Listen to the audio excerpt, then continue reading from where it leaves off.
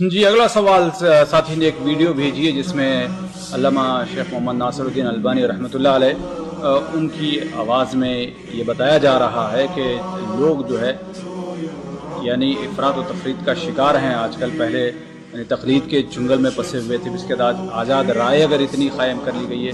انہوں نے کہا کہ جب آزاد رائے اتنی زیادہ بے رہ روی کا شکار ہو رہی تو بہتر ہے کہ اس سے کہ آدمی چار مذہبوں میں سے کوئی کسی کی. بھائی دیکھیے، جو کچھ علامہ مرحوم نے کہا ہے میں اس سے 100% جاہل کے لیے تو تقلید جائز ہے ہی، بلکہ واجب ہے اس کے اوپر. تو کیا تو آپ کیا چاہتے ہیں کہ ہر آدمی اردو سے ایک حدیث پڑھ لیا اور جو ہے بس اجتہاد کرنا شروع کر دے؟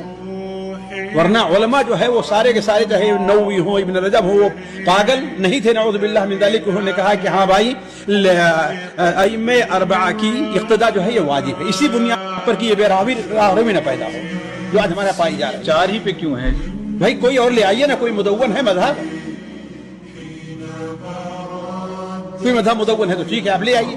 اسحاق ابن راہویہ کا مذہب مدون ہے، اگر مدون ہے تو ٹھیک ہے. قرآن حدیث مدون نہیں ہے قرآن حدیث، لیکن ہر آدمی وہی بات ہے، ہر آدمی کیا قرآن حدیث کو سمجھ سکتا ہے آسانی سے؟ ہر آدمی کے نظر قرآن حدیث کے ہر حدیث کے اوپر ہر آیت کے اوپر رہتی ہے، یعنی عام آدمی کے لیے نہیں ہے. عام آدمی جو جاہل ہے اسی کے لیے بات ہو رہی ہے.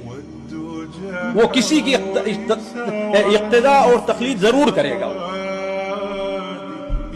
ہر آدمی ظاہر بات ہے نہ دلیل کو سمجھ سکتا ہے، اور ہر آدمی کے لیے نہ ضروری ہے کہ ہم اس کو دلیل سے مسئلہ بتائیں.